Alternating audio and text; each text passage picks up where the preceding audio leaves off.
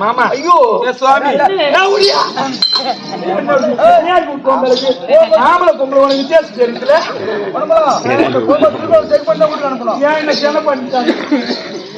அதுல இருந்து எங்களுக்கு பாதி கல்யாணம் முடிந்து விட்டது. முடிந்தது. அப்படி முடிந்த உடனே நாங்கள் அதாவது இன்னொரு சமாச்சாரம் தெரியுமா? சுந்தரி கீழே படுத்துக்கோ, நான் மேல படுத்துக்கோ. சுந்தரி கீழே படுக்கிறான், இவரு மேல படுக்கிறானா? என்னது இது உனக்கு? அந்த அதாவது கேட்கிற சந்தேகம் வேற, நாங்க படுக்கிறது வேற. சுந்தரியா கீழே பாழப்பட்டு படுத்துக்கோ, படுத்துக்கோ. அவங்க அம்மா கூட நான் கட்டில போட்டு மேல படுத்துக்கொண்ட பேமானிக்கு பிறந்தவன. ஓ, நான் வேற டெக்னிக் தான் பண்ணிட்டேன்.